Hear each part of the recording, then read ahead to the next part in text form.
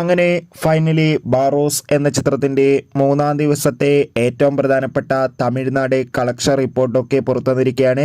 ആ ഒരു അപ്ഡേഷനാണ് ഇന്നൊരു വീഡിയോ ഭാഗത്ത്. വീഡിയോയിലേക്ക് മുൻപ് വീഡിയോ ലൈക്ക് ചെയ്യുക, ചാനൽ സബ്സ്ക്രൈബ് ചെയ്യുക.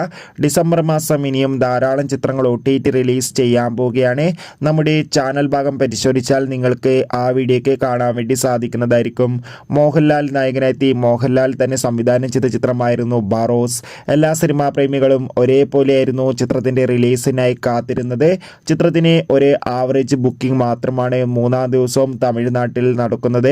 അതുകൊണ്ട് തന്നെ എല്ലാ സിനിമാ പ്രേമികളും ഒരേപോലെ ബാറോസ് എന്ന ചിത്രത്തിൻ്റെ ഓരോ ദിവസത്തെയും ഓരോ കളക്ഷൻ റിപ്പോർട്ടും അറിയാൻ വേണ്ടി ഏറെ ആകാംക്ഷയോടെയാണ് കാത്തിരിക്കുന്നത്.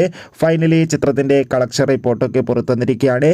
ചിത്രത്തിന് ഇപ്പോൾ കിട്ടുന്ന അപ്ഡേഷൻ പ്രകാരം ഏകദേശം 40 ലക്ഷത്തിൻ്റെ അടുത്ത് മാത്രം തമിഴ്നാട്ടിൽ നിന്ന് കളക്ഷൻ നേടിയെടുക്കാൻ വേണ്ടി സാധിക്കുമെന്നാണ് ട്രാക്കിംഗ് റിപ്പോർട്ടുകൾ സൂചിപ്പിക്കുന്നത്. കാത്തിരിക്കാൻ നമുക്ക് ബാറോസ് എന്ന ചിത്രത്തിൻ്റെ കൂടുതൽ ബോക്സ് ഓഫീസ് കളക്ഷൻ റിപ്പോർട്ടിനായി. ചിത്രം കണ്ടവരുടെ അഭിപ്രായം കമൻറ്റ് ചെയ്യുക. Bye bye.